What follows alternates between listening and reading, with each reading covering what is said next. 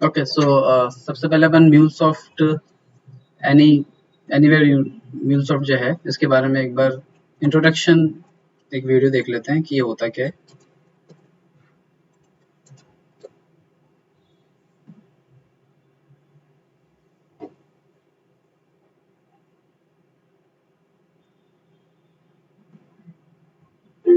MuleSoft's AnyPoint platform helps companies connect applications, data, and devices to make them pluggable and reusable. It's no longer about creating rigid point-to-point connections, but about building an enduring application network that allows reuse and self-service. A network that bends, not breaks, as your business grows. This is the only platform that combines full API lifecycle development and management with enterprise-grade connectivity.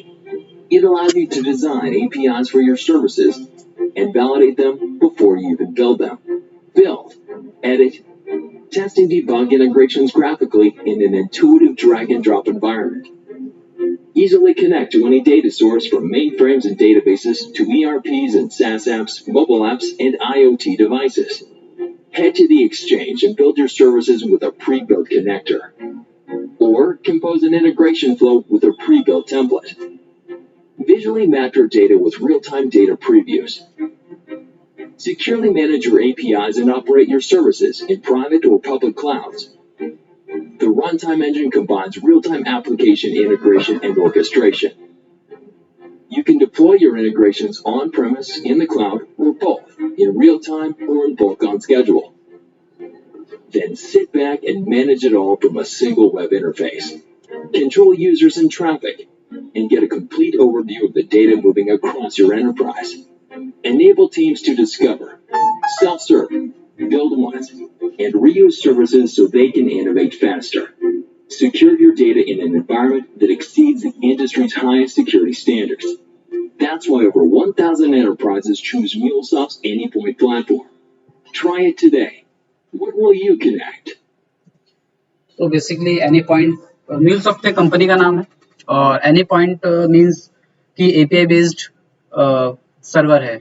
I means जैसे तुम लोग AWS में भी अपन करते हैं serverless architecture की तरह हो गया है कि आपको कोड भी करना पड़ेगा, आप बस एपीआई इसमें कनेक्टर्स लिखे हुए हैं हर तरह के एक्सटर्नल सिस्टम के लिए अलग अलग तरह के कनेक्टर लिखे हुए हैं कि आप एक सिस्टम को दूसरे सिस्टम से कनेक्ट कर सकते हो यूजिंग एपीआईज।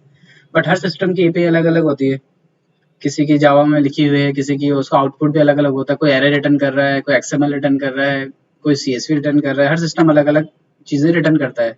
तो ये आपस में सारे सिस्टम को कनेक्ट करने के लिए म्यूलसॉफ्ट जो है इन लोगों ने एक सॉफ्टवेयर डिजाइन किया है और सॉफ्टवेयर एक तरह से जावा बेस्ड सॉफ्टवेयर है।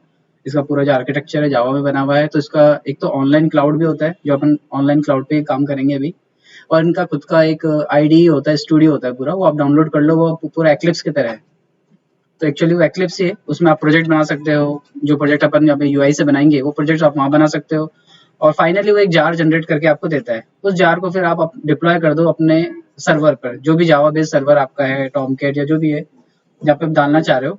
तो एक तरह से आपकी जो एप्लीकेशन है वो आपकी खुद की प्रेमिस में भी हो सकती है, यानी आप अपने बिजनेस में भी वो एपीआई को डिप्लॉय कर सकते हो उस प्रोजेक्ट को, या फिर क्लाउड के ऊपर आप जो है यहाँ पर इनके भी डाल सकते हो। इनका क्लाउड भी है म्यूलसॉफ्ट का और आपका लोकल होस्ट पे भी आप सारा काम कर सकते हो। तो हम लोकल होस्ट पे भी काम नहीं करेंगे क्योंकि उसके लिए पूरा इस सेशन में नहीं करेंगे, एटलीस्ट उसके लिए भी और सेशंस की जरूरत पड़ेगी।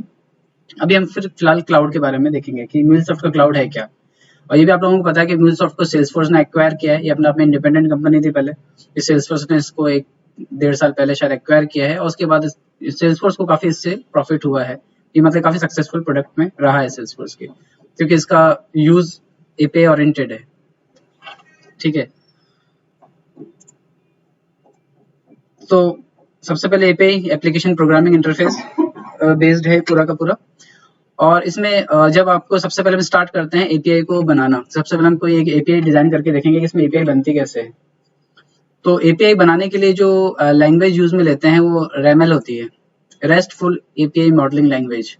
ये रेमएल स्पेसिफिकेशन होता है जो आजकल लेटेस्ट इसमें डेवलप होता है। इस सेशन में हम लोग कई तरह की चीजें सीखेंगे। कोशिश मेन तो अपना फोकस है एनीपॉइंट म्यूलसॉफ्ट, बट उसको यूज करने के लिए हमको आई थिंक सो कि फ्लो भी देखना पड़ेगा, फ्लो कैसे काम करता है।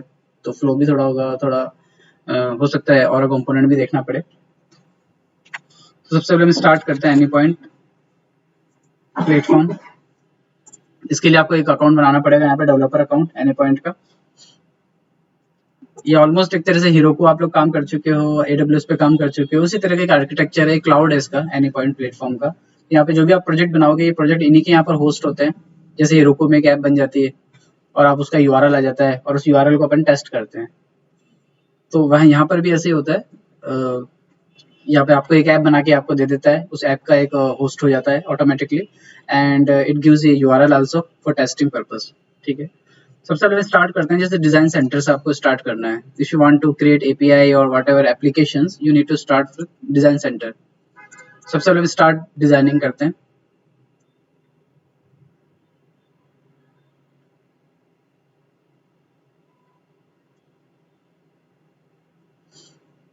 यहाँ पे ऑलरेडी क्रिएटेड प्रोजेक्ट्स आ रहे हैं, APIs आ रही हैं, but let's start with new API। ये API स्पेसिफिकेशंस है, it is not actual API, it is only specification, यानी रेमल डेफिनेशन आपको बना के देगा। आजकल ये होता है कि हम किसी कोई बड़ा प्रोडक्ट होता है तो उसकी एक API जनरेट करनी पड़ती है। फिर वो API आपको किसी भी सिस्टम को आप दोगे तो सिस्टम रेमल अगर पढ़ता है तो वो समझ जाएगा कि what kind of API it is, what are the methods, what like get, post, what different kind of. For example आपने कई तरह की APIs देखी होंगी, बहुत सारी जोमेटो हो गया, व्हाटएवर, सब में एक लिस्ट होती है APIs की कि कौन कौन से मेथड होते हैं। List methods, get methods, particular detail method, delete method, ऐसे सारे होते हैं। तो स्पेसिफिकेशन आपको देना पड़ता है कि API करती क्या है, so that any other external system can read what is this. So यहाँ पर हम स्पेसिफिकेशन बनाने वाले हैं।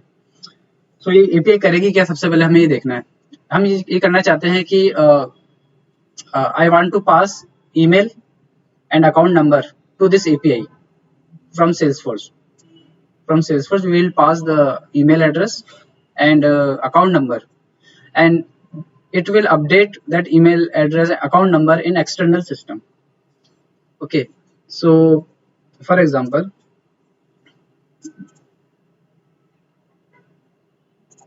ये मेरा एक्सटर्नल सिस्टम है, it is on Heroku Postgres। ठीक है, यहाँ पर मैं सिलेक्ट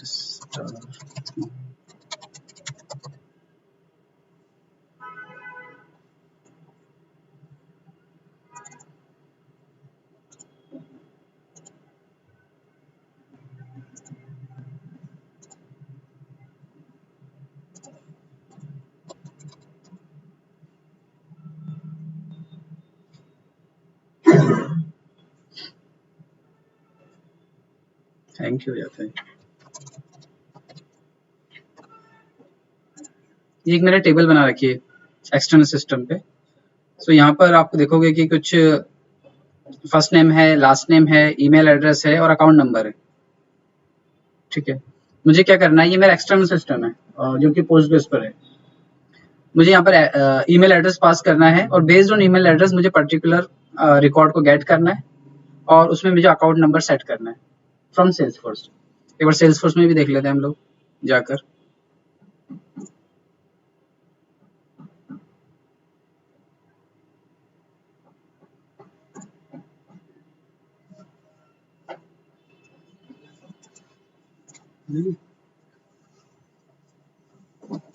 सो यहाँ पर आप देखोगे कि यहाँ ईमेल एड्रेसेस ऑलरेडी सेटअप हैं और इनमें आई थिंक सो इसको एडिट कर सकते हैं इस लिस्ट को, या नई लिस्ट बनानी पड़ेगी, नहीं होती शायद, स्टैंडर्ड लिस्ट एडिट नहीं होती है शायद, नहीं होती इसमें। खैर यहाँ पे देख लेते हैं। यहाँ पे फॉर एग्जांपल मैं डिटेल में जाता हूँ। ये एक कॉन्टैक्ट यहाँ पे नीचे देखो अकाउंट नंबर आ रहा है। ठीक है, मुझे क्या करना है कि यहाँ से सेल्सफोर्स का ये रिकॉर्ड है, इस अकाउंट नंबर को मुझे अपडेट करना है मेरे एक्सटर्नल पोस्टग्रेस सिस्टम में यहाँ पर। ठीक है, तो उसके लिए जो API होगी उस API में हमें दो चीजें पास करेंगे कि ईमेल एड्रेस कौन सा है, उस ईमेल के एड्रेस के बेस पर वो रिकॉर्ड फाइंड आउट करेगा और उसमें अकाउंट नंबर सेट करेगा। दो चीज होंगी। तो हमारी API का हम नाम देते हैं पोस्टग्रेस कॉन्टैक्ट अपडेट। एक ही साथ है क्या? पानी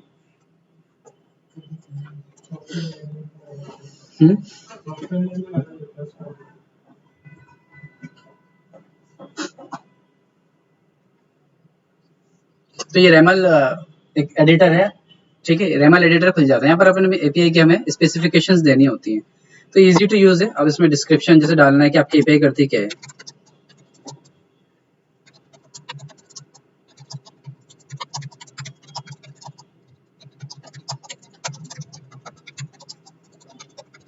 ये अपना डिस्क्रिप्शन हो गया, और ये साइड बाय साइड इसमें आपको दिखता जाएगा यहाँ पर इस एपीआई का स्पेसिफिकेशंस क्या क्या जाता जा रहा है, ठीक है। एक तो ये एपीआई हो गया, इसके बाद हम एक बेस यूआरआई देते हैं, वो बाद में देखेंगे हम बेस यूआरआई क्या देना है। देन वर्जन अपन जैसे 1.0 इसका दे दिया हमने, ये होता है आई थिंक। देन टाइप्स में ले लेते हैं टाइप्स, देख लेते हैं। टाइप्स में जैसे मुझे रिटर्न क्या करवाना है, एक कॉन्टैक्ट, मेरा एक कस्टम टाइप है, वो मैं कॉन्टैक्ट कस्टम टाइप रिटर्न करवा रहा हूँ, ठीक है।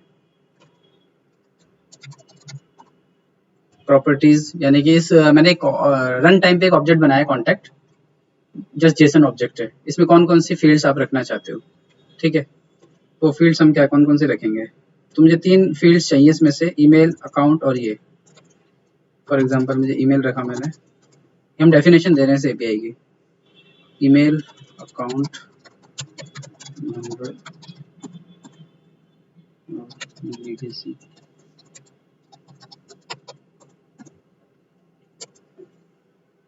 ये हमने एक टाइप डिफाइन किया है कि हमारा इस एपीआई में हम कौन सा टाइप यूज करने वाले हैं, ठीक है। अब फाइनली हमको एपीआई डिफाइन करनी है कि हम अपनी एपीआई जो बनाने वाले हैं उस एपीआई को क्या नाम देना चाहते हैं। तो फॉर एग्जांपल मैंने इस तरह से मैंने एपीआई बनाई, कॉन्टैक्ट्स और अपडेट, ये मेरी एपीआई का एक यूआरएल होगा फाइनली, ठीक है। इसमें वो लगेगा क्या, अब ये एपीआई किस टाइप की होगी, गेट होगी या पोस्ट, तो ये गेट टाइप की होगी, ठीक है। अब इसमें जैसे क्वेरी पैरामीटर्स गेट है, तो हमें क्वेरी पैरामीटर्स 2 पास करने हैं, ठीक है। तो कौन कौन से क्वेरी पैरामीटर्स होंगे अपने, आई थिंक ईमेल होगा, ईमेल और एक अकाउंट नंबर, नहीं हमें क्या अकाउंट नंबर अपडेट करना है तो वो भी पास करना पड़ेगा सेल्सफोर्स से। हाँ ये पोस्ट होनी चाहिए, लेकिन मैं सिंपल गेट लेके चल रहा हूँ अभी, क्योंकि इजी टू पास है चीजें। पोस्ट के लिए थोड़ा सा भाई और रिसर्च करना पड़ेगा, वैसे तो हो जाएगा, लेकिन अब मैं जो तैयार करके आया हूँ इस गेट के हिसाब से आया हूँ पोस्ट के लिए भी पढ़ना पड़ेगा मुझे थोड़ा, ठीक है। अभी क्वेरी पैरामीटर्स हो गए, अब रिस्पॉन्सेज, यानी इसका रिस्पॉन्स क्या आएगा, 200, जनरली हम 200 देते हैं गेट के लिए, लेकिन अपडेट होता है तो उसके लिए 201 होता है, समथिंग होता है, लेकिन ठीक है हम इसको ये देख लेते हैं। यही आएगा, कहाँ आएगा, अच्छा बॉडी हो गया,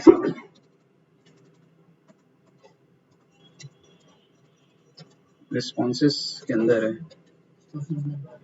यहाँ बॉडी है, एप्लीकेशन जेसन होगा इसका रिटर्न टाइप, और इसमें फॉर एग्जांपल कि रिटर्न क्या करेगा, आई थिंक इसको टाइप रिटर्न करेगा, तो टाइप बताना पड़ता है इसको किस टाइप का रिटर्न होता है। जैसे हमने ऊपर डिफाइन किया था कॉन्टैक्ट, तो कॉन्टैक्ट टाइप ये रिटर्न करेगा। तो इसका एक एग्जांपल भी आप दे सकते हो कि रिटर्न क्या करेगा।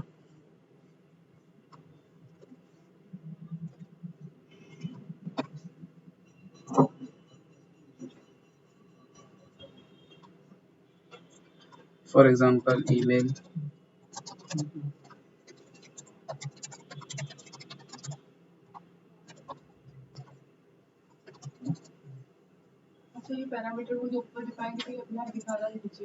हाँ वो तो ये एडिटर है, इसको शायद रैम्बल एडिटर या समथिंग ऐसे कुछ कहते हैं, तो ये ऑटोमेटिकली सारी चीजें हेल्प करता है एपीआई बनाने में।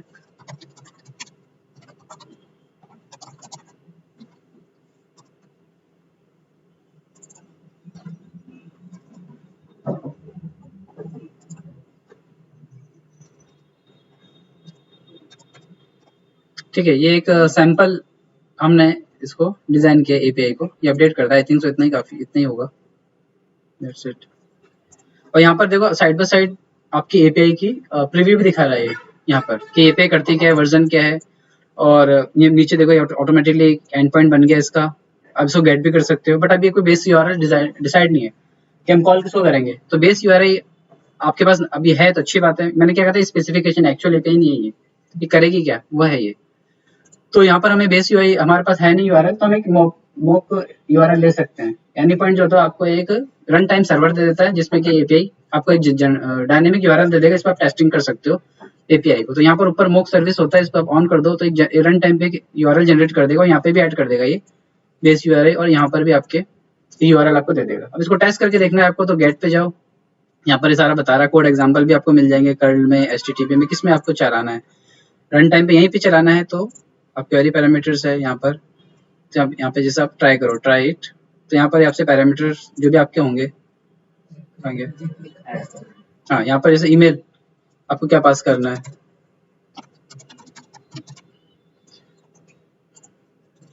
इसकी जरूरत नहीं, ठीक है, सेंड किया। सेंड करने पे नीचे देखो ये जो हमने हार्ड कोडेड एग्जाम्पल दिया था ना, ये एग्जाम्पल यहाँ पर आ गया रिजल्ट, क्योंकि हाँ यानी कि अपने टेस्ट कर लिया, एपीआई सही चलेगी, हमारे पास रिक्वेस्ट यूआरएल भी है, हमारे पास पैरामीटर्स भी हमने पास कर दिए, और हमारे पास रिस्पांस भी आ गया। अब इसको रियल टाइम में टेस्ट करते हैं, तो हम जानते हैं हमारे पास एक टूल होता है ये पोस्टमैन, तो यहाँ पर हम इसको एक्चुअल में ट्राई करेंगे। ये हमारा पूरा यूआरएल बन गया, यहाँ से गेट करके देखेंगे, ये देखो यहाँ पे रिजल्ट आ रहा है। तो यानी हमारी एपीआई सक्सेसफुल मॉकअप बन गया है कि एपीआई बन चुकी है, और उसको स्पेसिफिकेशन के हिसाब से एक सैंपल डेटा हमारे पास आ रहा है, ये किसी एक्चुअल डेटाबेस या कहीं से नहीं आ रहा है, सिर्फ सैंपल्स आ रहा है। ऊपर आप चाहो तो पैरामीटर्स यहाँ पे चेंज कर सकते हो, ईमेल एड्रेस, अकाउंट नंबर, उसके बेस पर हमको ये नीचे मॉकअप का रिजल्ट देगा, ठीक है। तो यहाँ तक तो ये बन गया। तो फिलहाल हम इसमें से बेस यूआरएल को तो इसमें से हटा देते हैं कि हमको इसकी जरूरत नहीं है फिलहाल, यहाँ से हटा देते हैं।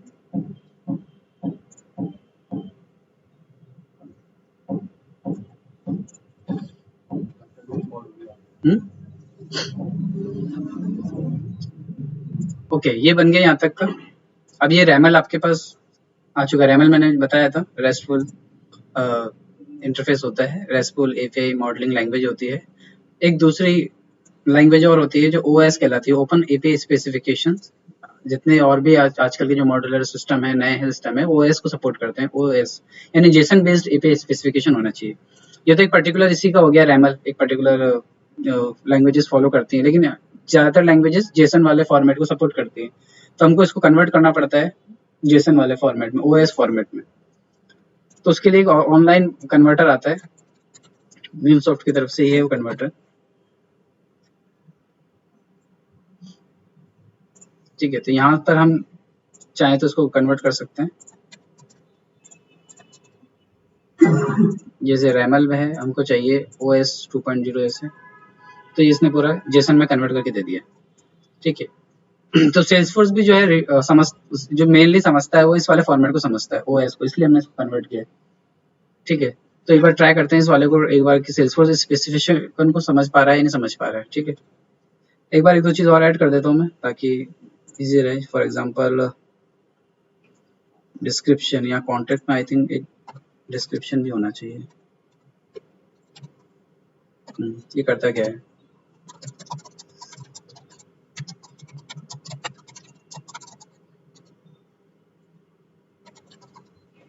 ये हो गया ईमेल, इसमें भी डिस्क्रिप्शन होता है क्या? नहीं, इसमें नहीं होता।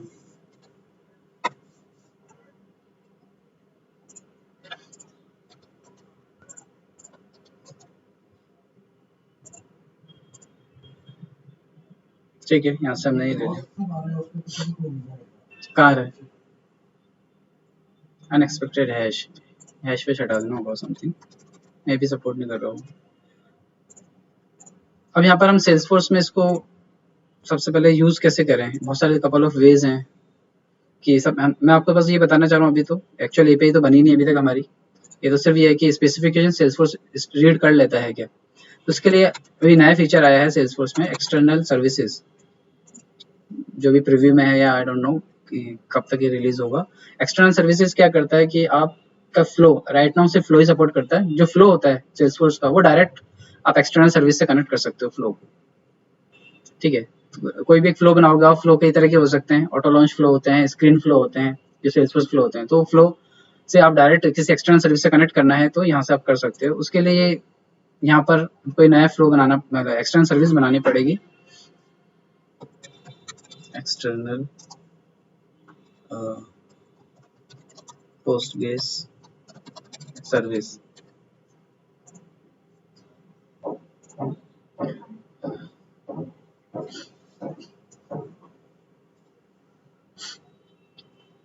यहाँ पर जैसे यहाँ पे नेम्ड क्रेडेंशियल मांगता है, यानी कोई भी एपीआई जो होती है, ऑफ कोर्स सेल्सफोर्स से डेटा बाहर भेज रहे हो तो सेल्सफोर्स जनरली ऐसा अलाउ नहीं करता कि भाई आप जनरली कुछ कोई भी डेटा भेज दो, तो नेम्ड क्रेडेंशियल तो होने चाहिए आपकी जो भी एक्सटर्नल सर्विस है। तो नेम क्रेडेंशियल पहले आपको बनाना पड़ेगा उसके लिए।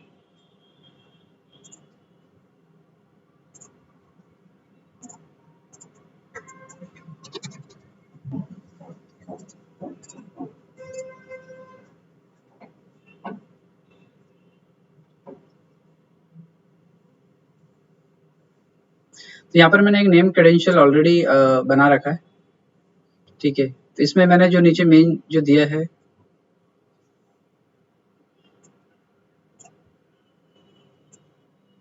एक एपीआई का एड्रेस दिया जो एक्चुअल एपीआई हम कॉल करने वाले हैं, ठीक है। पर राइट नाउ मैंने आपको जैसे बताया कि ये यूआरएल हमारे पास है नहीं और हमने अभी तक इसको कहीं जनरेट नहीं किया है, ठीक है। तो मैं फिलहाल इस एंड पॉइंट को यूज कर रहा हूँ, नेम क्रेडेंशियल को यूज कर रहा हूँ।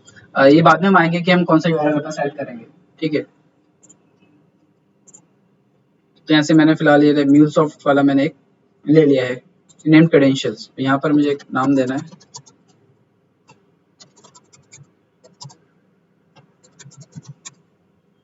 अब यहाँ पर जो मैंने आपको बताया था, तो आप यूआरएल दे दो ओपन ओएस का, या फिर यहाँ पर आप उसको पूरी जेसन पास कर दो नीचे जो आपको जनरेट करनी है।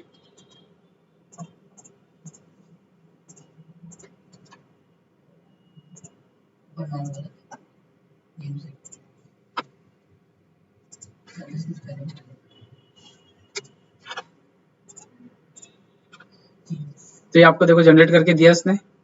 यहाँ पर एक्शंस ऑटोमेटिकली इसने बना दी, जो कॉन्टेक्ट्स करके हमने बनाया था अपडेट समथिंग, इसने कुछ इस तरह का नाम रखा है कॉन्टेक्ट्स अपडेट।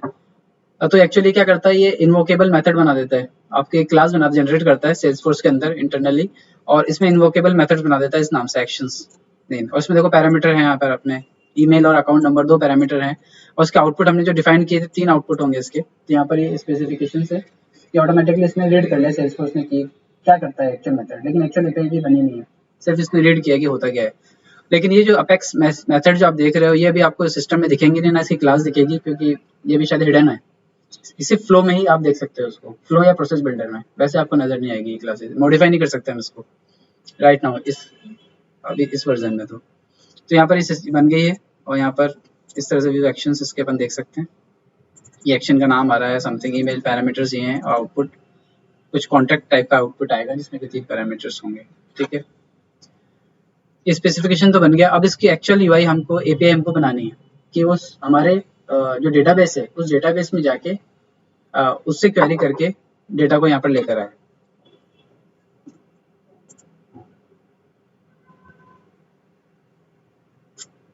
ठीक है। स्टार्ट करते हैं।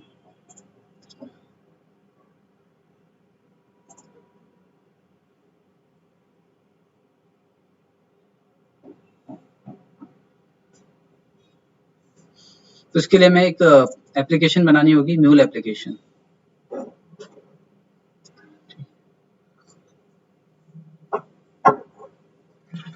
इसको नाम दें अपन क्या,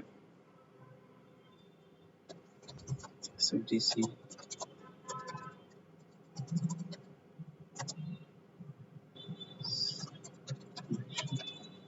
ऐप बना देते हैं।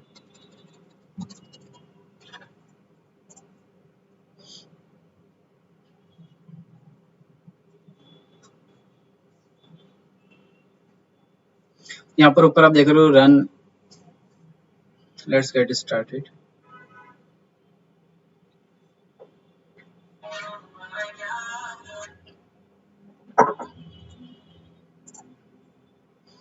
अब ये कि यहाँ पर ये ऑटोमेटिकली एक सर्वर बना देता है, एक ऐप बनाते हैं। ये ऊपर दिख रहा है आपको इसका यूआरएल इस सर्वर का, और ये एप्लीकेशन अभी रन नहीं हो रही, एरर्स हैं, ठीक है, क्योंकि अभी हमने कुछ भी नहीं इसको बनाया है।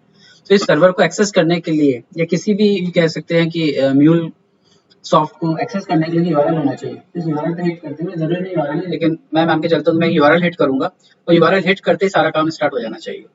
कोई भी काम हो सकता है, जैसे हम तो एक ट्रिगर यहाँ पे सबसे पहले आता है कि क्या चीज इसको ट्रिगर करेगी, इस फंक्शन को, इस फंक्शन को ट्रिगर करने के लिए फॉर एग्जांपल मैं ले रहा हूँ HTTP लिसनर, यानी कि कोई भी एक मैं यूआरएल होगा, इस यूआरएल को हिट करूंगा, हिट करते हुए वो काम स्टार्ट हो जाना चाहिए। तो हम पहले थोड़ा बेसिक सैंपल समझ लेते हैं। फॉर एग्जांपल यहाँ पे मैं देता हूँ फेच, ये सेल्सफोर्स नाम रख लेते हैं, सेल्सफोर्स डेटा, ये मैंने एक यूआरएल बना दिया, ठीक है। इस यूआरएल पे जैसे मैं हिट करूंगा तो ये फंक्शन स्टार्ट हो जाएगा। अब फंक्शन करेगा क्या, ये सिर्फ लिसनर बनाया हमने, आगे हम ऐड करेंगे कि इसमें करना क्या है आपको। अब मुझे डेटा लेकर आना है, अब डेटा कहाँ से लाना है, अपन फिलहाल एग्जांपल के लिए सेल्सफोर्स से डेटा लेकर आना है, ये मान के चलते हैं, जबकि अपन अपने एग्जांपल में ऐसा नहीं है, हमें पोस्टग्रेस से डेटा लाना है हम अपने एग्जांपल, लेकिन मैं एग्जांपल समझने के लिए अपन सेल्सफोर्स से कनेक्ट करते हैं इसको। सेल्सफोर्स कनेक्टर है, यहाँ पे ऑलरेडी बहुत सारे कनेक्टर आपको मिलेंगे, जो आपने अभी देखे लिस्ट में, बहुत सारे कनेक्टर होते हैं कंपनीज ने बना के, जो अपने अपने अपने कनेक्टर दे रखे हैं। अब सेल्सफोर्स मैंने कनेक्टर चूज किया, अब इसमें करना क्या है, हमें क्वेरी करनी। तो यहाँ पर बहुत सारे फीचर्स होंगे, जैसे क्वेरी करनी, क्वेरी ऑल करना, अपडेट करना, क्या करना चाहते हैं सेल्सफोर्स में, हमें क्वेरी करनी है फिलहाल। तो हम क्वेरी में यहाँ पर जैसे क्वेरी लिखनी होगी आपको,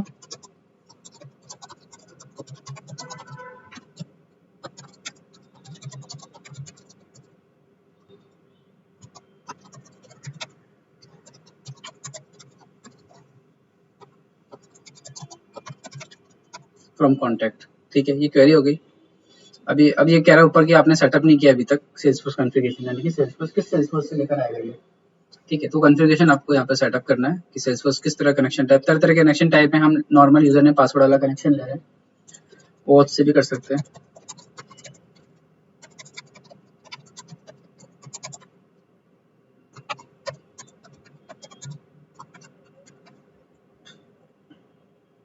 सिक्योरिटी टोकन,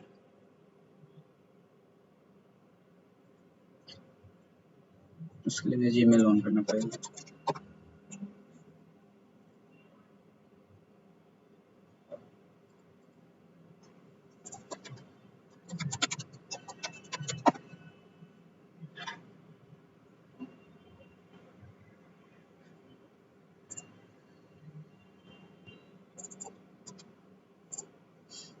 सिक्योरिटी टोकन कहाँ है,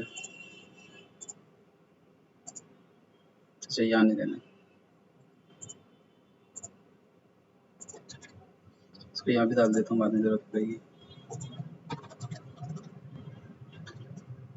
टेस्ट करके देख लेते हैं।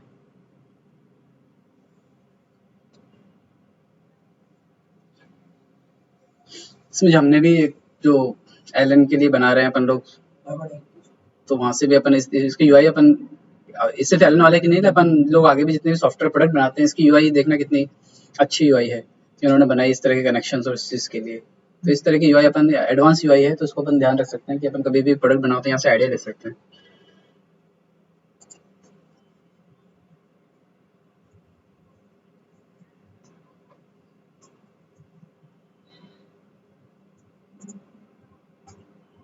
सिक्योरिटी टोकन यही है ना,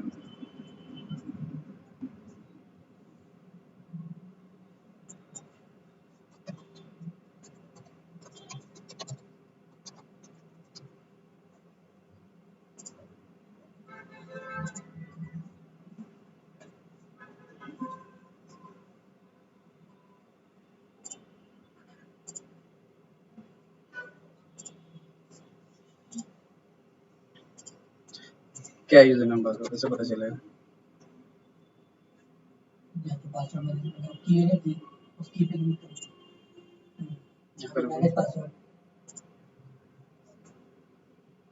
यहाँ पे देखिए फाइंड का दूसरा है, नहीं वहाँ पे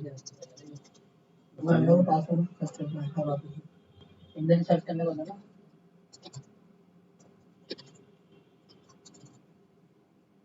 ये वाला चाहिए, तो सेफ होना चाहिए। अब तो नहीं रहा चेंज करना पड़ेगा।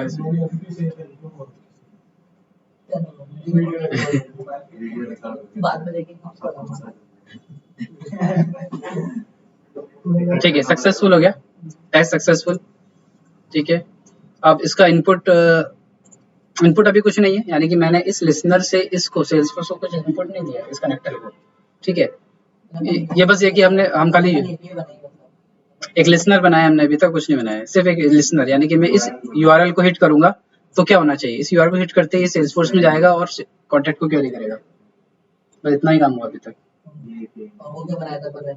वो भी वहां पे पहुंचेंगे, पहले इस बेसिक्स को समझ लें पहले। तो ये मैंने यहाँ से कॉपी किया यूआरएल को, कॉपी लिंक, हाँ वो अभी अपन बीच में छोड़ दिया ताकि उसको कनेक्ट करेंगे इससे। तो यूआरएल मैं यहाँ पे ट्राई करता हूँ, यूआरएल मैंने यहाँ पे हिट किया, मैं ये तो बेस यूआरएल हो गया, और मैंने क्या कहा था कि यहाँ पे सेल्सफोर्स और डेटा करके अपना जो होगा वो हिट करेंगे। तो ये देखो मैंने हिट किया। अब यहाँ पे चेक करना, आप एक ग्रीन लाइन आ जाएगी कि यहाँ पे कोई आपकी एपीआई हिट की है किसी ने। अच्छा रन ही नहीं किया, एरर आ गई शायद, इधर ये आ गई।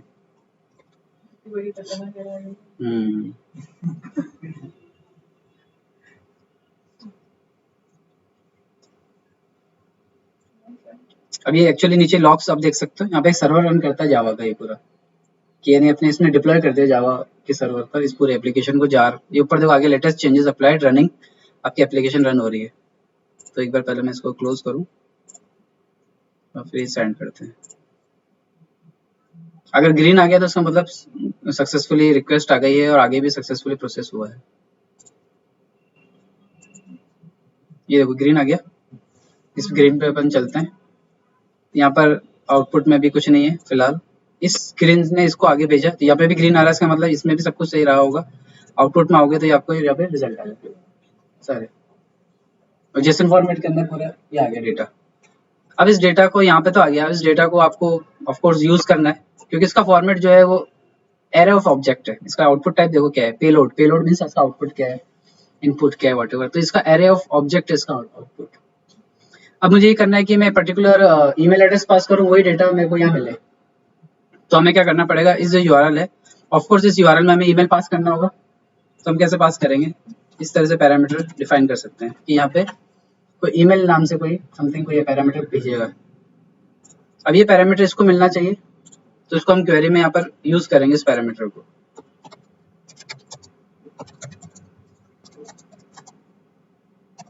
इस तरह ही लिखते हैं, ऐसे कॉलन लग के लगता है कि ये तो पैरामीटर ईमेल, लेकिन इसको ईमेल पैरामीटर नाम कैसे मिलेगा, ये कैसे पता चलेगा कि इस ईमेल नाम से पैरामीटर में नाम तो कुछ भी रख सकता हूँ, खैर यहाँ पे जरूरी नहीं मैं ईमेल ही रखूँ। तो उसके लिए आपको यहाँ बताना पड़ेगा कि पैरामीटर डेफिनेशन देनी पड़ेगी, पैरामीटर किस नाम से, जैसे ईमेल नाम से पैरामीटर है, और इसको उठाना कैसे, एट्रीब्यूट्स यूआरआई पैरामीटर्स ईमेल, मतलब जो एट्रीब्यूट्स यूआरएल में जो पैरामीटर आ रहा है उसमें ईमेल नाम से कोई पैरामीटर होगा, वो यहाँ पर आएगा और उसको मैं यूज करूंगा, ईमेल का पार्ट होगा। ठीक है, इसको वापस रन करना पड़ेगा, सर्वर को जो चेंजेस हुए इसलिए। तो वापस को रन करते हैं। अभी डिप्लॉय नहीं हुआ है, ये सिर्फ टेस्टिंग एनवायरनमेंट में चल रहा है आपका। आपको डिप्लॉय इसको कहीं भी कर सकते हो, आपका सर्वर ले सकते हो, सर्वर में कर सकते हो डिप्लॉय। अभी एक म्यूलसॉफ्ट ने अपना खुद का एक टेम्परेरी सर्वर दिया, वहाँ पे चल रहा है ये आपका एप्लीकेशन। और लोकल उस पर भी बन सकते हैं, जैसे मैंने कहा स्टूडियो आप डाउनलोड कर लो, वहाँ पर बनाओगे सब कुछ, तो ये लोकल भी आपका चलेगा, लोकल सर्वर पे।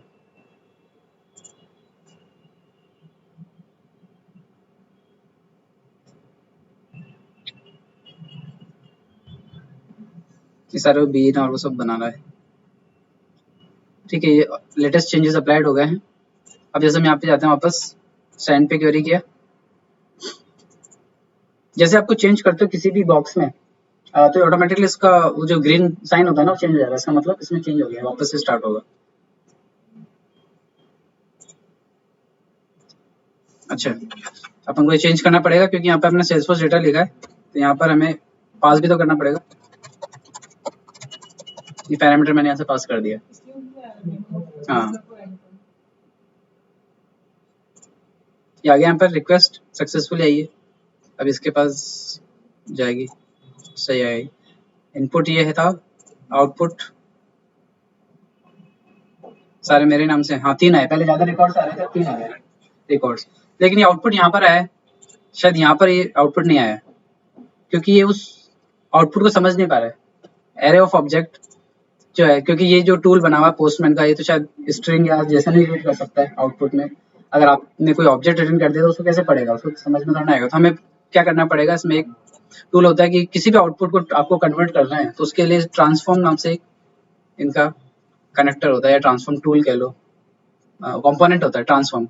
किसी भी तरह के इनपुट को लेकर आप उसको आउटपुट में कन्वर्ट कर सकते हो, किसी भी तरह का आउटपुट। तो यहाँ पर इसको, इस लैंग्वेज को वैसे डेटा व्यू DW कहते हैं, डेटा व्यू लैंग्वेज होती है इनकी, छोटी सी लैंग्वेज है MuleSoft की। इसको अपन को स्टडी करना चाहिए।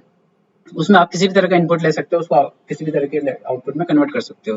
वैसे इसका UI भी है कि आपको किस तरह से इसको कन्वर्ट करना है, ड्रैग एंड ड्रॉप करके करो।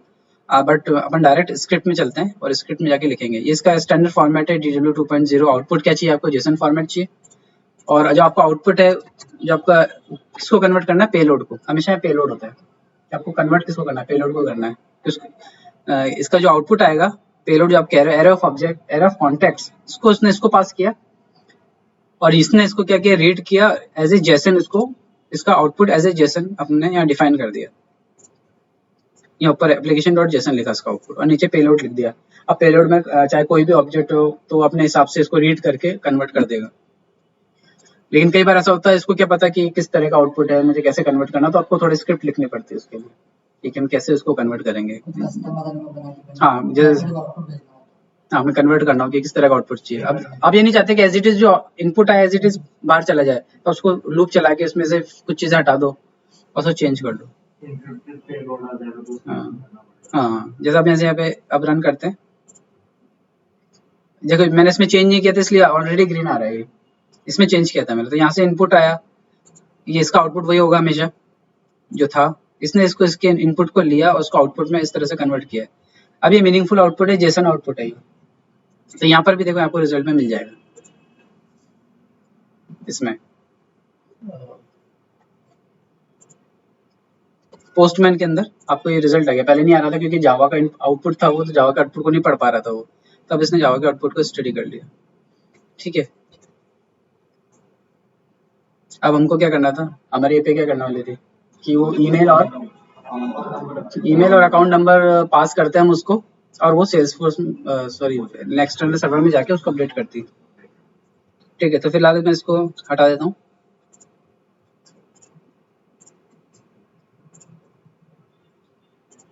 तो यहाँ पर हम अभी कुछ नहीं करते, हम इसका नाम सेम वही रखेंगे जो हमने API स्पेसिफिकेशन में रखा था ना अपने, आई थिंक ये कॉन्टेक्ट्स अपडेट, सेम नाम ये रख लेते हैं।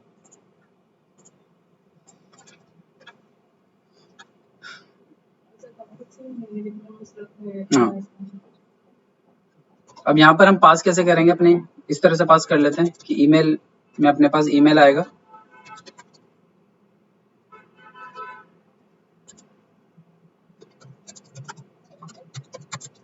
और अकाउंट नंबर में हम नाम कुछ भी दे सकते हैं, एक ही जिसका नाम देने की जरूरत नहीं। अकाउंट नंबर आ गया, ठीक है, ये इनपुट आएगा अपने पास। हमारे पास जैसे ही वो इनपुट आता है, हमें क्या करना है, पोस्टग्रेस के सर्वर से API कॉल करना है, और उस API में अपने साथ पोस्टग्रेस वाला ही है ना ये, हाँ, तो एक API को हिट करवाना है। हमने जो API बनाई थी उसका नाम क्या था, समथिंग ऐसा कुछ था, वापस जाके देखना पड़ेगा।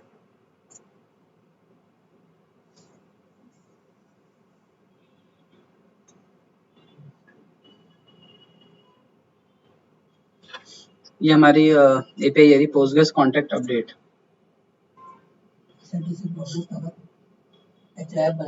वो ऐप थी, वही API है। तो ये API का स्पेसिफिकेशन हमने तैयार कर दिया था।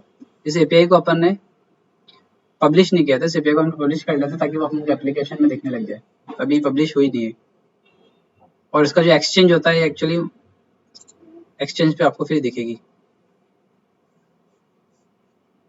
इसको भी देख लेते हैं एक बार कि इसका जैसे सेल्सफोर्स का ऐप एक्सचेंज होता है, वैसे इनकी भी ऐप एक्सचेंज होता है, जिसमें कि API और सारी एप्लीकेशन जाती हैं।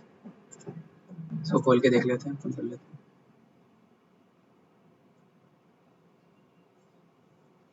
ये अपनी API एक तरह से ऐप एक्सचेंज के ऊपर है, पब्लिकली नहीं है अभी ये, लेकिन ये दिखाएगा ऐप एक्सचेंज के ऊपर। यहाँ पर आपके गेट आपको ओवरव्यू देखना है कि गेट एपीआई है, इसका कोड एग्जांपल क्या है, आपको इसका डॉक्यूमेंटेशन तैयार करना है, तो उसके लिए आप यहाँ पर इसमें जाकर एडिट कर सकते हैं इसको।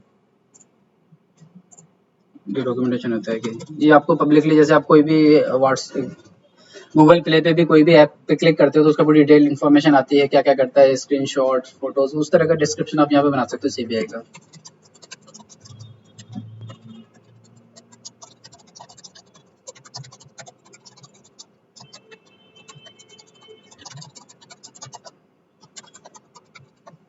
ठीक है, यहाँ पे कोड स्निप भी है, आप चाहो तो कोड पर्टिकुलर डाल सकते हो, सेव कर दो उसको, यहाँ से चला के देख सकते हैं समथिंग इस तरह का कुछ एग्जांपल इसने दे रखे हैं। यानी डॉक्यूमेंटेशन तैयार करना है आपको, तो यहाँ से डॉक्यूमेंटेशन तैयार कर सकते हो। ये भी फिलहाल बेस यूआरआई व्हाटएवर जो भी आ रहा है उसके हिसाब से।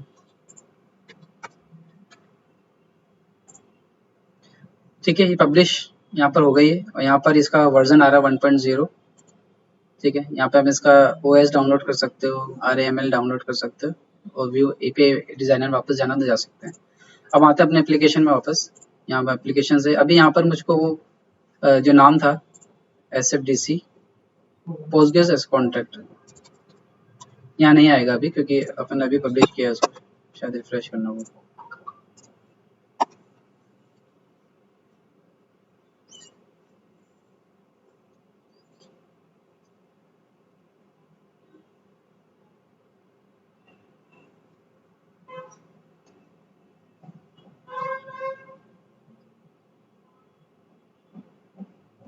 इसी बीच में आपको ये बता देता हूँ, मैंने एक API ऑलरेडी बना रखी है यहाँ पर। मैंने वही ऑफ कोर्स PHP का यूज किया है यहाँ पर और Heroku के ऊपर एक API बनाई है। ये API देखो क्या करती है, रिक्वेस्ट में इसके बाद ईमेल आएगा और अकाउंट नंबर आएगा। ये ईमेल अकाउंट नंबर से जो अपना टेबल था उस टेबल पे ईमेल के बेस पर क्वेरी करेगा रिकॉर्ड्स को, और रिकॉर्ड्स मिल जाएगा तो उसको अकाउंट नंबर को अपडेट कर देगा और वापस रिटर्न क्या करेगा, उसका उस लीगेसी आईडी, यानी कि इसका अकाउंट का यहाँ पे जो इसका पर्टिकुलर आईडी ये आपको दिख रहा है 1 2 3 4 व्हाटएवर, इसको लीगेसी आईडी है, रिकॉर्ड का आईडी, अकाउंट नंबर और ईमेल वापस रिटर्न कर देगा। ये एक एपीआई सिंपल सी एपीआई बनाई है अपने। ये कोई भी एपीआई हो सकती है, एग्जांपल के लिए मैंने बताया कि अपन को इस एपीआई को हिट करवाना है अपने म्यूलसॉफ्ट के थ्रू। तब देखते हैं वो आया है नहीं आया है। ये आ रहा है पोस्टग्रेस कॉन्टैक्ट अपडेट नाम से अपने एपीआई की स्पेसिफिकेशन यहाँ पर आ गया। यहाँ पे इस पे क्लिक किया हमने और यहाँ पर दो पैरामीटर थे, ये दोनों पैरामीटर आ रहे हैं अपने। फिलहाल हम यहाँ पे पैरामीटर को हार्ड कोड करके टेस्ट कर लेते हैं कि अपना सही भी चल रहा है नहीं चल रहा है। तो फॉर एग्जांपल मैं अपना ईमेल एड्रेस ले लेता हूँ और अकाउंट नंबर जैसे मुझे यहाँ पर अपडेट करना है, ठीक है ये दे दिया। लेकिन यहाँ पे ये भी बोल रहा है आपने कॉन्फ़िगर नहीं किया इसको, यानी आपने एपीआई स्पेसिफिकेशन के बेस पर इसने आपसे सारी चीजें मांग ली और करना है क्या ये इसको पता है, लेकिन कौन से सर्वर पे जाएगा ये, हमने इसका यूआरएल तो दिया नहीं ना, बेस यूआरएल पे भी अपना यूआरएल नहीं था, यहाँ पर भी नहीं है। तो आपको यहाँ सेटअप पे आगे कॉन्फ़िगर करना पड़ेगा आपका बेस यूआरएल क्या रहेगा।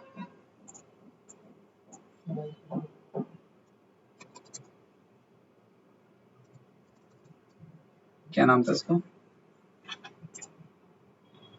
MuleSoft Heroku।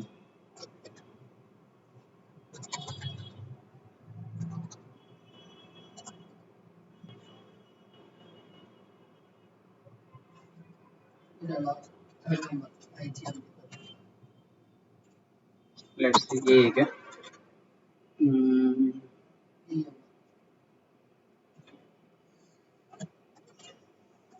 तो बेस यूआरएल तो अपना ही हो गया। ओके सो यहाँ पर मैं ईमेल एड्रेस दे रहा हूँ,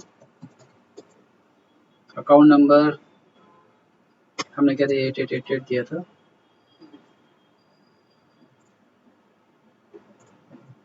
रन कर लेते हैं इसको। तो हम करने के वाले हैं, इस पैरामीटर को कॉल करेंगे और इस यूआरएल को कॉल करेंगे, इसका नाम क्या है, कहीं और दूसरे एप्लीकेशन में चलेगा शायद अपन, है ना, ये तो था कांटेक्ट करने नहीं हमारी एप्लीकेशन ये नहीं थी आई थिंक, अभी तो बनाई तो कांटेक्ट सब्जेक्ट यही थी कॉन्टैक्ट अपडेट। ओके ठीक है, इसका यूआरएल मैंने यहाँ किया है ऑलरेडी, लेकिन इस बार हम जो पास करने वाले थे वो कॉन्टैक्ट्स अपडेट और दो पैरामीटर पास करने वाले थे।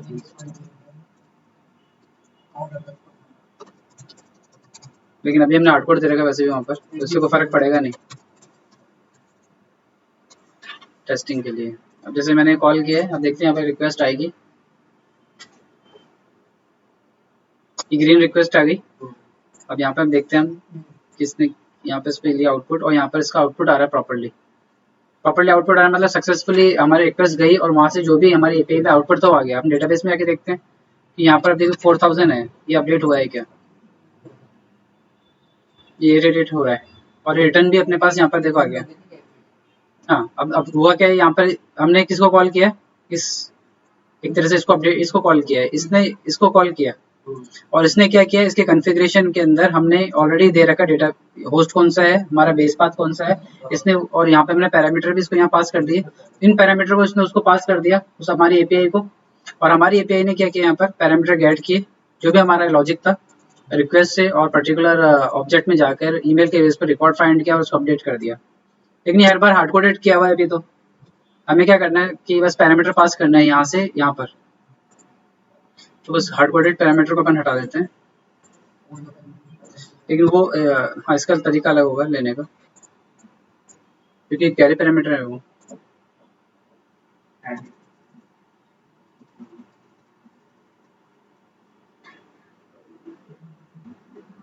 ये यहाँ पर हैं बहुत सारे क्वेरी पैरामीटर्स, क्वेरी पैरामीटर्स, जैसे क्वेरी पैरामीटर्स में से हमारे पास ईमेल पैरामीटर है, इसी तरह अकाउंट नंबर कहाँ गया, हाँ ये रहा।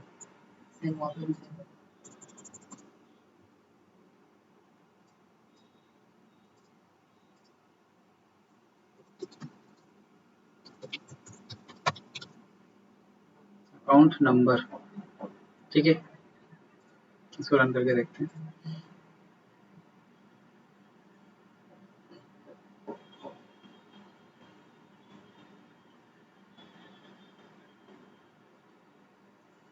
अब जैसे किसी और ईमेल को ट्राई करते हैं, ये मैंने सेल्स वाला ईमेल एड्रेस लिया है, इसको ट्राई करते हैं अपन।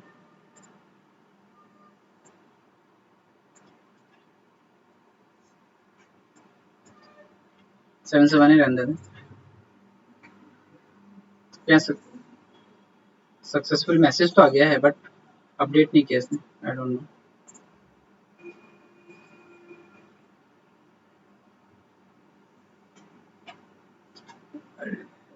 आईडी भी सही आया है, ये ईमेल दिया था ना मैंने, ये ईमेल एड्रेस मैंने उसको पास किया है अपन ने यहाँ से, ईमेल sales@ ये और ऐड लगा के, ठीक है।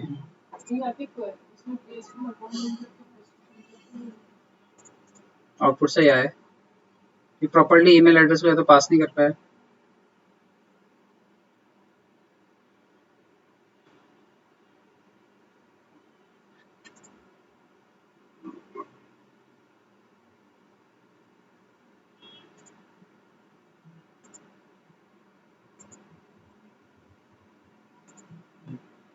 ये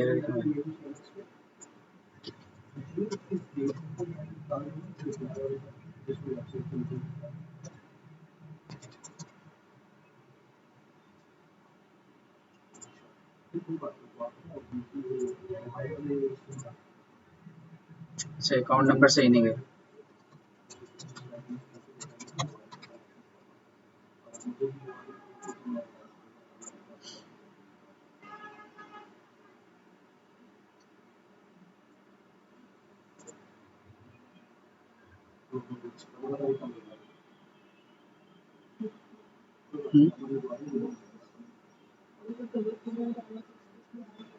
वो हमने हैंडल किया नहीं, कर सकते हैं वो चाहे तो। मैंने एपीआई में भी इसको हैंडल नहीं किया कि कुछ हुआ नहीं ना, अपडेट ही नहीं हुआ वो। अब जैसे मैंने पे वापस सेट किया, यहाँ 77 सक्सेसफुली आ रहा है, पैरामीटर का नाम गलत हो गया था इसलिए ऐसा हुआ। यहाँ पर भी ये रिकॉर्ड अपडेट हो गया, यानी ये काम तो हो गया कि हमने एक एपीआई को हिट किया, उस एपीआई के हिट करने से इसने पोस्टग्रेस में जाके उस पर्टिकुलर डेटा को अपडेट कर दिया, ठीक है। अब ये तो हमने कर दिया यहाँ से किसी एक्सटर्नल एपीआई से के थ्रू किया इससे, ठीक है, लेकिन इसको हमें कॉल करना है कहाँ, सेल्सफोर्स से करने वाले थे हम इसको कॉल। तो उसके लिए मैंने आपको बताया था कि हमें नेम क्रेडेंशियल्स बनाना पड़ेगा। इसका ये यूआरएल ले लो, होस्टिंग नेम क्रेडेंशियल्स में चलते हैं।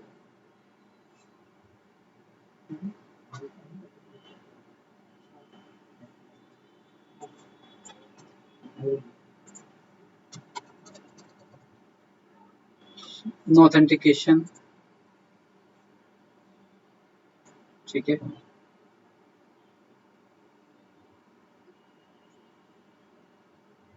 एक्सटर्नल सर्विस हमारी बन चुकी थी पहले ही, नेम क्रेडेंशियल हमने बना दिया था। अब हमें फाइनली क्या करना था, फ्लो को बनाना था जिससे कि इसको एग्जीक्यूट कर सकें। जैसे मैंने बताया आपको कि फ्लो में ही अभी एक्सटर्नल सर्विस आप फ्लो में ही काम में ले सकते हैं, लेकिन ये एपीआई तो आपकी बन गई है। आप चाहें तो सेल्सफोर्स में क्लास के थ्रू कर सकते हो। जो बहुत से तरीके होते हैं एक्सटर्नल एपीआई को कॉल करने के सेल्सफोर्स में। फॉर एग्जांपल मैंने यहाँ पर एक एपीआई को कॉल करने के लिए यहाँ पर एक विजुअल फोर्स पेज बनाया है, जिससे कि रिजल्ट आता है जनरली एपीआई को कॉल करने के लिए। आप चाहो तो उससे भी कर सकते हो।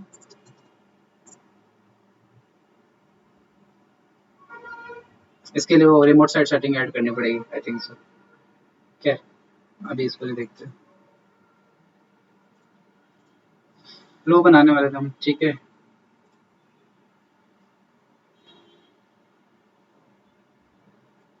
फ्लो पे अपन ने काम किया है कि थोड़ा बहुत मैंने भी पहली बार देखा बस, ठीक है। तो यहाँ पर हम सबसे पहले हाँ उस तरह का है। फॉर एग्जांपल स्क्रीन ले लेते हैं यहाँ पर, टेक्स्ट,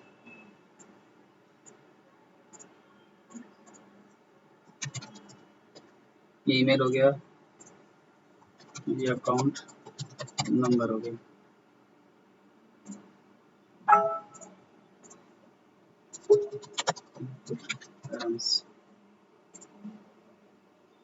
ये स्क्रीन बन गई। दो इनपुट पैरामीटर्स को हम इसको गेट करेंगे और इसको हमको पास कहाँ करना है, हमारी जो क्लास अपेक्स जो हमने हमारी जनरेट हुई है एक्सटर्नल सर्विस के एपीआई के थ्रू, जो अपेक्स क्लास जनरेट हुई इन्वोकेबल मेथड, ये ऑटोमेटिकली आ जाएगा। ये रहा एक्सटर्नल पोस्टग्रेस सर्विस, एक सर्विस अपने आप बन गई, उसका मेथड ऑटोमेटिकली यहाँ पर आ गया है।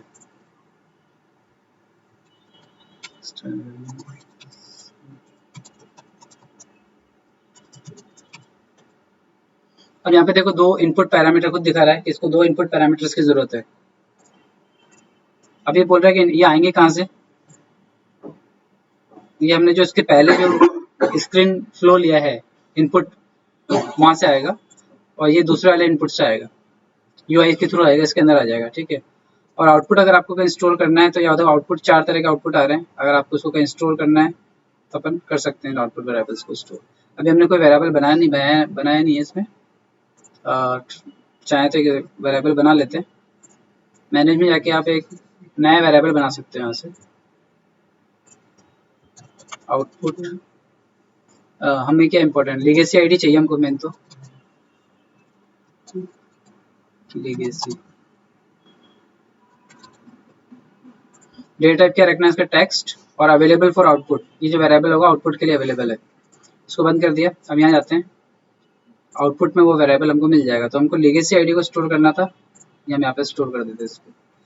तो ये स्टार्ट होगा, एक स्क्रीन आएगी, उस स्क्रीन पे जैसे फिनिश होगी ये एक्सटर्नल सर्विस को कॉल करेगा और इसके बाद कुछ होना चाहिए, मतलब यूजर को अगर लीगेसी आईडी आपको दिखानी है तो वापस एक स्क्रीन का फ्लो बना दो। यहाँ पे अपन टेक्स्ट दिखा देते हैं, डिस्प्ले टेक्स्ट आउटपुट, और इसको हम दिखाना क्या चाहते हैं, ये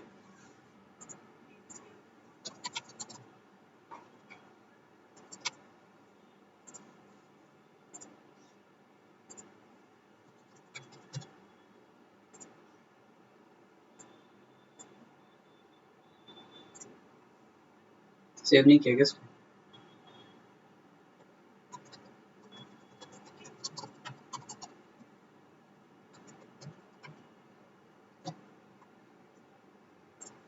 ये हमको किस तरह का फ्लो बनाना है, ऑटो लॉन्च होता है हमेशा, जैसे प्रोसेस बिल्डर से ऑटोमेटिक लॉन्च हो जाए, अपडेट के बेस पर हमें फिलहाल स्क्रीन फ्लो है, तो स्क्रीन से स्टार्ट होगा। ये इनएक्टिव है अभी फिलहाल, डिबग करके तो देख सकते हैं अपन इसको।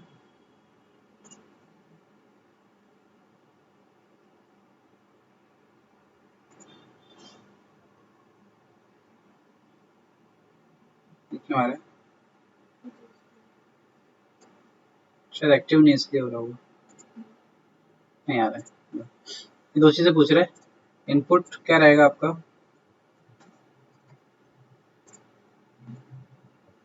यहाँ पर इसका डेट पर आपका आउटपुट यहाँ पर आता आएगा, इसमें क्या है, नल आ रहा है फिलहाल।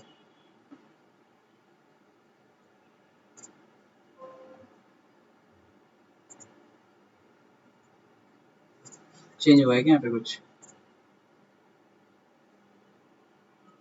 हो तो रहा है चेंज, आउटपुट नहीं आया बस प्रॉपर्ली सही तरीके से।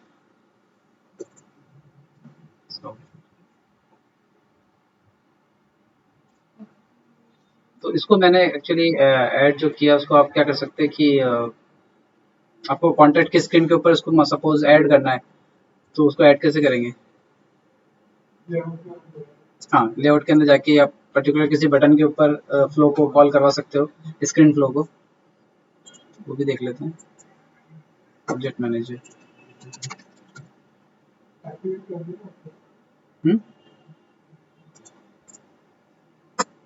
नहीं होता है कि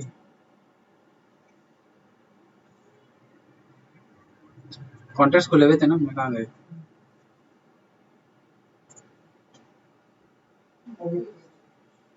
नहीं, मुझे बटन बनाना था, एक को तो भूल ही गया मैं।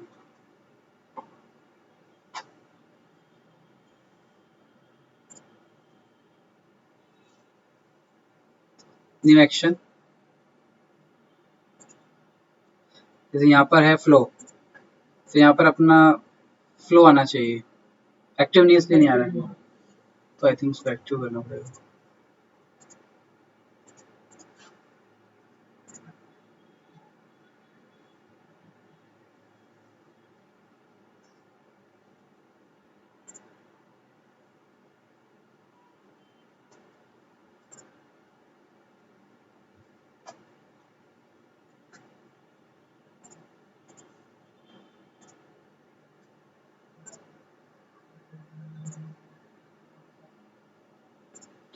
ये हम बटन बना रहे हैं, इसके अंदर ये हमारा एक्स्ट्रा फ्लो कॉल हो जाएगा ऑटोमेटिकली।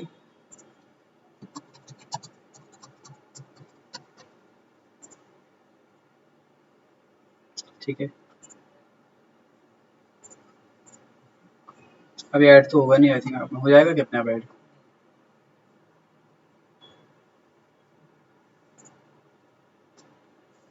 नहीं होगा।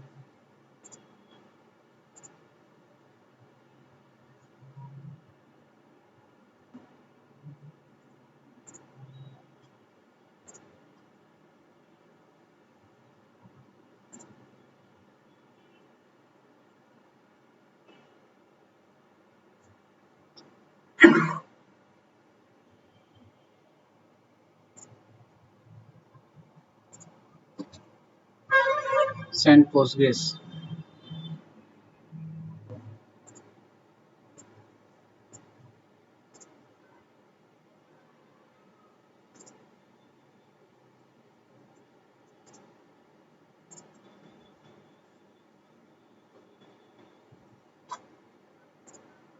यहाँ पर आ रहा है सेंड पोस्टग्रेस, इस पर क्लिक करेंगे तो ये हमारा फ्लो स्टार्ट हो जाएगा। तो इस फ्लो में जो ये आपने जो भी पैरामीटर दिए, इसमें अभी आउटपुट नहीं आ रहा है, वो हमको फिक्स करना होगा कैसे क्यों नहीं आ रहा है। बाकी फिनिश करेंगे तो ये ऑटोमेटिकली यहाँ पर अपडेट कर चुका है, ये आ रहा है अपडेट हो चुका है, मतलब एक्सटर्नल सिस्टम में तो अपडेट हो गया है।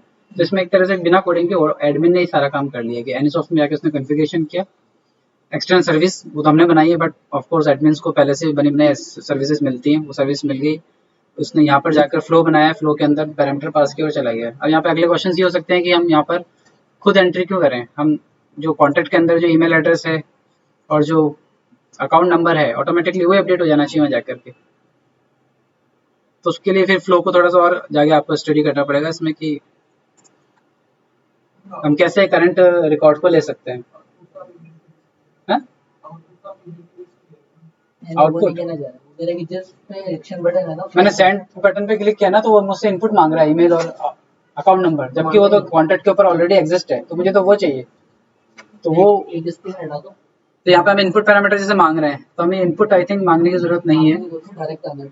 तो उसके लिए यहाँ पर या तो इसको ऑब्जेक्ट सेलेक्ट करने का ऑप्शन होता होगा ना, हाँ होता है, यहाँ पर होता है जैसे गेट रिकॉर्ड, ट्राई करते हैं इसमें, गेट करंट कॉन्टैक्ट। अभी कौन से ऑब्जेक्ट को अपन को कॉन्टैक्ट को क्वेरी करनी है, हमें क्या सारे रिकॉर्ड लाना है या कंडीशंस के बेस पर लाना है? ठीक है, फील्ड है रिकॉर्ड आईडी, कॉन्टैक्ट का आईडी इक्वल्स होता है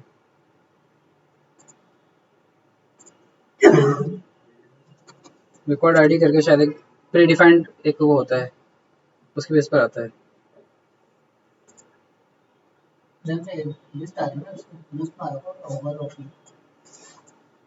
नहीं एक स्टैंडर्ड होता है इसमें कुछ,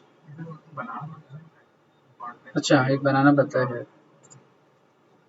ओके सेम नाम से बनाना पड़ेगा, वेरिएबल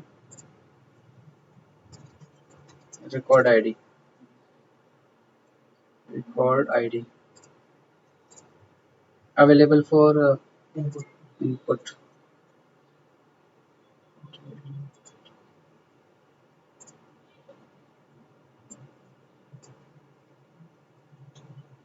क्या दे रहे थे अपन? रिकॉर्ड्स वाला ले रिकॉर्ड्स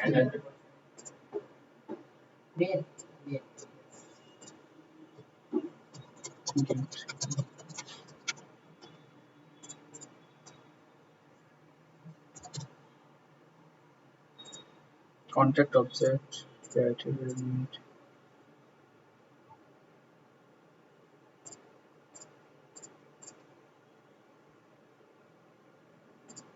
record ID सॉर्टिंग से कोई वो नहीं है अपन को, ascending descending, only the first record, यानी एक ही रिकॉर्ड चाहिए अपन को सिर्फ आईडी बेस पर।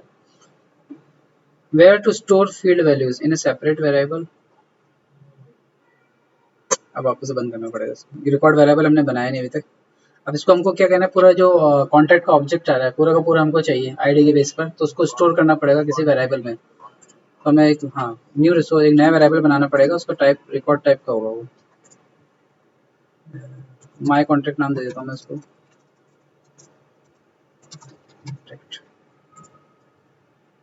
Record type.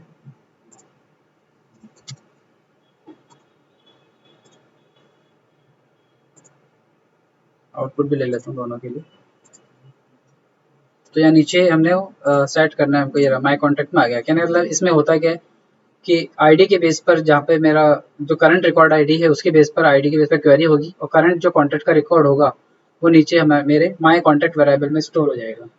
अब इसकी जो आपको आउटपुट में कहीं स्टोर करना है इसको आउटपुट वेरिएबल में, तो आप उसको स्टोर कर सकते हो, अदरवाइज इसमें कोई दिक्कत नहीं। यहाँ पर इसमें जाएगा, इनपुट पैरामीटर वाले स्क्रीन हमको नहीं चाहिए,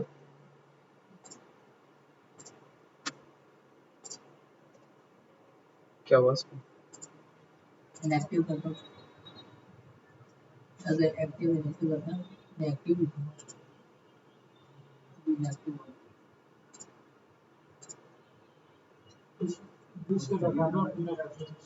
नहीं, मैंने तो डिलीट कर दिया ना, सबको हटा देता हूँ। इसमें क्या कर रखा है, अच्छा यहाँ बंद कर दे। अब यहाँ से मैंने यहाँ डायरेक्ट किया। अब हमने यहाँ पे क्या किया, कॉन्टैक्ट पे क्वेरी करी और कॉन्टैक्ट का रिकॉर्ड हमको मिल गया। अब उस कॉन्टैक्ट के रिकॉर्ड से हमें ईमेल और वो निकालना होगा और इसमें सेट करना होगा हमारे एपीआई में। तो यहाँ पर हम अब चलेंगे अपने माय कॉन्टैक्ट होना चाहिए यहाँ पर इसका अकाउंट नंबर,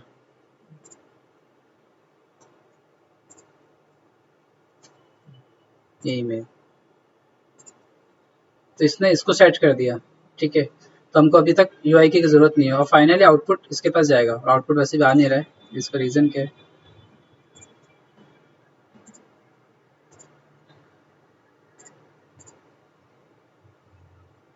लेगे से आउटपुट दे तो रखा है हमने, पता नहीं अब वैसे आउटपुट हमको किसका चाहिए, लेगेसी का ही चाहिए।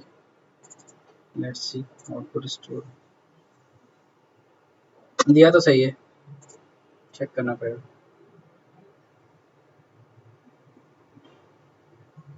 ये एक्टिव है क्या, वर्जन 1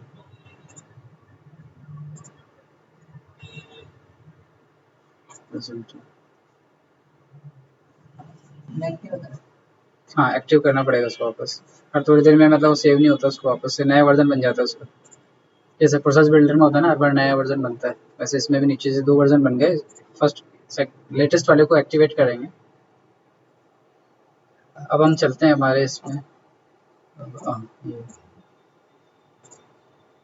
यहाँ पर 4000 है अकाउंट नंबर और ईमेल एड्रेस है ab.way, यहाँ पर है क्या, इसमें डाल देता हूँ।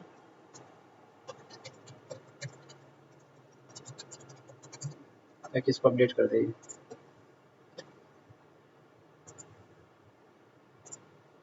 अब इसने आपसे पूछा नहीं अभी तक, एरर भी आ गई।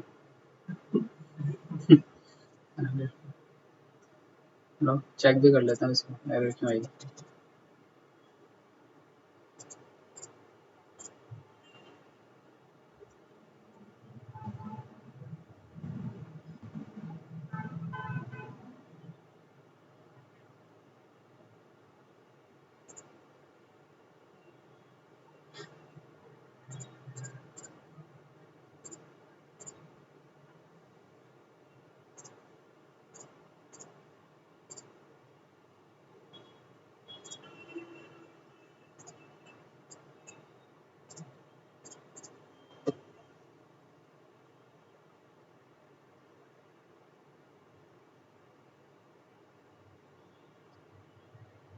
एरर तो आई नहीं।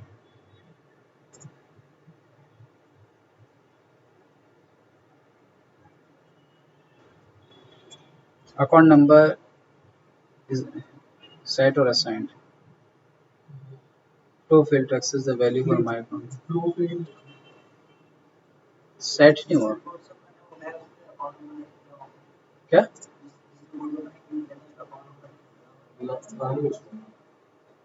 है तो सही नहीं।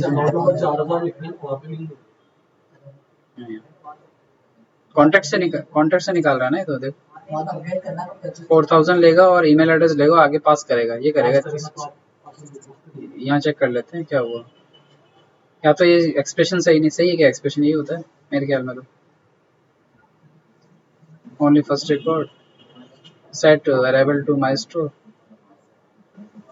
अच्छा ये फील्ड भी लेनी पड़ेगी आई थिंक सो, ऐसा।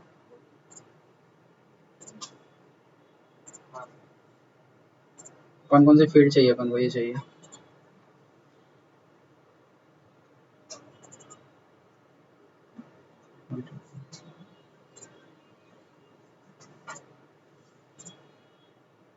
वर्जन 3 बन गया है।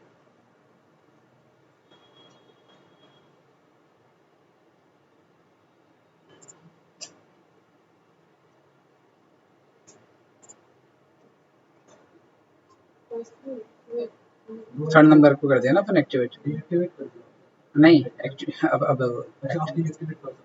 हाँ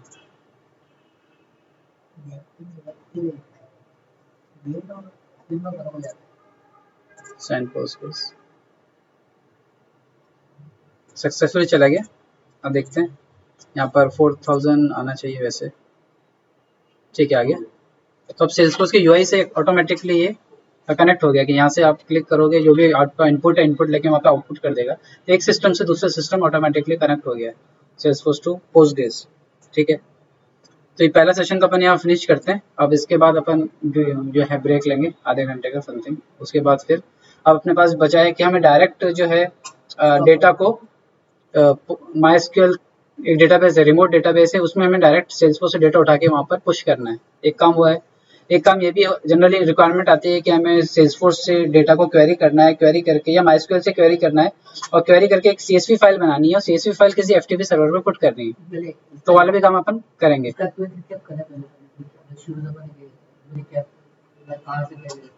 हाँ तो इसका API अपन देख लेते हैं। सबसे पहले तो हमने API स्पेसिफिकेशन बनाया सबसे पहले ही। इस तरह की एपीआई स्पेसिफिकेशन बनाया। स्पेसिफिकेशन कुछ नहीं होता, खाली डेफिनेशन होती है। उसके लिए अपन एक एडिटर का यूज़ किया, रैमल एडिटर कह सकते हैं आप उसको। उस एडिटर को यूज़ कर लिया। अब वो एक खाली स्पेसिफिकेशन देता है और उसको आपको सेल्सफोर्स को एक्सटर्नल सर्विस में जाके अपन ने वो कन्वर्ट करके वो बना देता है कि आपको कॉल करना है। उससे इन्वोकेबल मेथड्स बन जाते हैं, एपेक्स मेथड्स बन जाते हैं, उनको कॉल कर सकते हैं। लेकिन कॉल अभी आप सिर्फ सेल्सफोर्स प्रो ही उसको कॉल कर सकता है राइट नाउ। आगे आके वो फीचर दे देंगे उसको चेंज करने का। और उसके बाद फिर आपको यहाँ पर अब उसको कॉल करना है उस एपीआई को हमको, तो हमें एक एंड पॉइंट सर्वर बनाना पड़ेगा। तो हमने यहाँ पर म्यूल एप्लीकेशन बनाई। हाँ, एपीआई तो एपीआई होती है, कोई भी यूज कर सकता है इसको, कोई भी। हाँ, और ये एक्चुअल मेरा प्रोजेक्ट है जहाँ पर मैं इसको यूज में ले रहा हूँ। तो ये मैंने एक सर्वर बनाया है और सर्वर का यूआरएल यहाँ पर दिया हुआ है। ये सर्वर बनाए, सर्वर के अंदर मैंने उस एपीआई को कॉल काम में लिए जो मैंने बनाई है। लेकिन उसको बनाने काम में लेने के लिए मुझे कुछ ना कुछ ट्रिगर चाहिए, और ट्रिगर हमेशा एचटीटीपी लिसनर जनरली हम बनाते हैं कि एक हमने खुद का एक एपीआई डिजाइन कर दिया। और इसको अभी देखते हैं, इसमें क्लिक करके वरना डिलीट हो जाएगा। तो इसमें तरह तरह के जो भी लिसनर होते हैं, एचटीटीपी लिसनर, या फिर आपके मान लो कि सेल्सफोर्स में कोई रिकॉर्ड अपडेट हुआ, सेल्सफोर्स में रिकॉर्ड अपडेट होते ही ऑटोमेटिकली कुछ काम होना चाहिए, तो आप यहाँ पे वो काम भी लिख सकते हैं। इस तरह माइस्क्यूल डेटाबेस में कोई अपडेट हुआ, ट्रिगर लिखते हैं या फिर जो भी करते हैं, तो बिना कोडिंग के सारा काम आप कर सकते हो। एक सिस्टम से दूसरे सिस्टम में काम कर सकते हैं। फॉर एग्जांपल सेल्सफोर्स में एक कॉन्टैक्ट अपडेट हुआ, तो कॉन्टैक्ट अपडेट होते ही मुझे उसको एसएमएस भेजना है, तो मैं यहाँ पे टीवीलो का एक कनेक्टर लूंगा और एसएमएस का कनेक्टर लूंगा, एसएमएस भेज दूंगा उसको ऑटोमेटिकली। इसी तरह ट्विटर, मुझे ट्विटर पे अपडेट करना है उस पर्सन को, जैसे ही उसका कॉन्टैक्ट इंसर्ट होता है उसको वेलकम मैसेज भेजना है, ट्विटर से अपडेट कर दूंगा। यानी जितने भी तरह के यहाँ पर अवेलेबल हैं कनेक्टर्स, आप खुद के भी बना सकते हो या एग्जिस्टिंग कनेक्टर्स हैं, उन कनेक्टर यूज करके थर्ड पार्टी सिस्टम्स को कनेक्ट कर सकते हो। यानी कि जितने भी सिस्टम हो सकते हैं मार्केट में जो एपीआई सपोर्टेड करते हैं, सबको आपस में कनेक्ट कर सकते हो। एक पूरा कॉम्प्लेक्स एक बना सकते हो, प्रोजेक्ट बना सकते हो, जिसमें अपन को अलग अलग सिस्टम के लिए अलग अलग एपीआई लिखने की जरूरत नहीं पड़ेगी। अभी हमारे पास ये होता है कि थर्ड बीच में मिडिलवेयर लिखना पड़ता है हमको हमेशा, उस मिडिलवेयर की जरूरत नहीं है। अब जैसे मैंने बोला कि हमें सेल्सफोर्स से डेटा फैच किया, उसकी सीएसवी फाइल बनाई और सीएसवी फाइल बनाई कहीं अपलोड करना है एफटीपी पे, तो सेल्सफोर्स से डायरेक्ट अभी पॉसिबल नहीं है, क्योंकि ऐसा कुछ टूल नहीं है, सेल्सफोर्स की एपीआई नहीं होती इस तरह की। हमेशा हमें या तो बीच की कोई लाइब्रेरी लेनी पड़ती है या कोड लिखना पड़ता है, या डेटा लोडर से पहले फैच करो, फिर एक अपना खुद का एक एफटीपी पे भेजने के लिए जावा का कोड लिखो या कुछ लिखो। तो यहाँ पर बिना कोडिंग के हम वो सारा काम कर सकते हैं, क्योंकि इन्होंने खुद ने वो सारा कनेक्टर जावा का कोड बैकएंड में लिख रखा है। तो वहाँ इस एपीआई का काम आएगा। अब हमारे पास दो एग्जांपल और है जो अपन करेंगे ब्रेक के बाद, एफटीपी पे कैसे अपलोड करें और दूसरा डायरेक्ट माइस्क्यूएल से कैसे क्वेरी करें बिना किसी मिडिलवेयर के। अभी तो मैंने एक एपीआई बीच में मिडिलवेयर बनाया था, अब मुझे इसकी जरूरत नहीं, डायरेक्ट मुझे डेटाबेस से क्वेरी करनी, तो कैसे करेंगे।